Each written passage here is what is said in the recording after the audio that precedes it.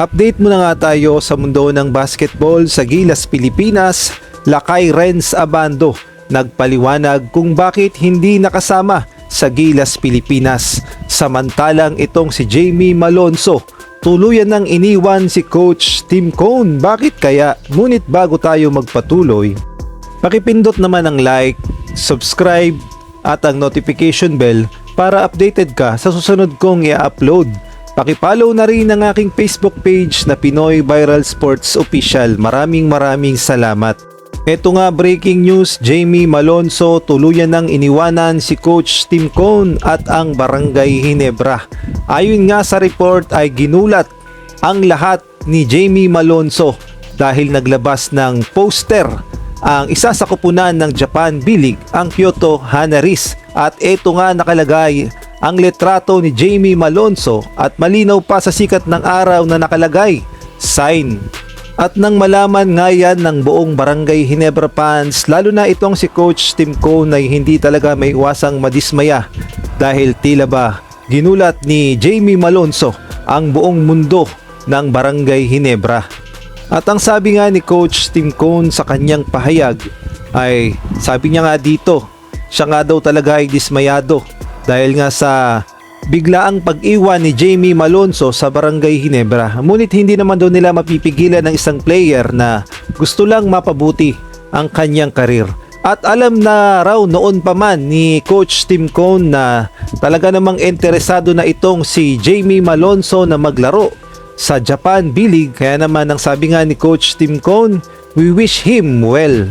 At kung kayo naman ang tatanungin, sa tingin nyo, sino kayang posibleng pumalit sa pwesto ni Jamie Malonzo sa Barangay Ginebra? Maaari kayong magbigay ng komento sa comment section. At sa ibang balita naman, nagsalita na nga itong si Lakay Renz Abando at nilinaw nga ang issue kung bakit hindi siya napasama sa Gilas, Pilipinas sa FIBA Asia Cup lineup. At nilinaw din ni Lakay Renz Abando kung bakit hindi siya sumisipot sa mga Gilas practice at ay naringayan sa report ng Tie Breaker Times. Sabi nga dito, Renz Abando clears air on Gilas absence. Ang sabi nga ni Lakay, nung time na yon, alam nila Coach Richard Del Rosario na may commitment pa ako sa strong group. Pero na pag-agrihan naman namin na pagbalik namin from Taiwan, tatawagan nila ako para mag-practice sa kanila. So naging malinaw nga ang usapan na kapag itong si Lakay natapos na ang kanyang duty sa SGA ay pwede na siyang makipag-practice sa Gilas, Pilipinas. At ayon pa nga sa report, ito pa lang sila Lakay Renz Abando at ang SGA ay dumating sa Pilipinas noong July 22.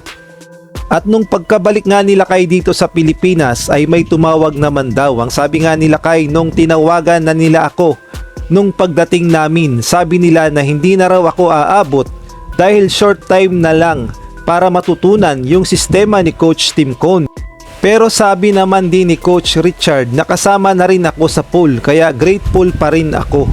So malinaw at sa pagkakaintindi ko na hindi na nila pinasama o pinapunta itong si Lakay sa nangyayaring Gilas, Pilipinas practice dahil late ng araw. Ngunit ganun pa man ay positibo pa rin ang pananaw ni Lakay at gusto pa rin makatulong sa Gilas, Pilipinas. Ang sabi pa nga ni Lakay dito nga sa report ng Tiebreaker Times, gagawin ko ang lahat para makabalik yung tiwala na binigay nila sa akin. Second chance ko na ito at hindi lahat ng tao nabibigyan nito. At ang sabi pa nga ni Lakay ay umaasa siya na mapapasama sa Gilas, Pilipinas pool na ilalaban sa FIBA World Cup Asian Qualifiers na mangyayari sa November.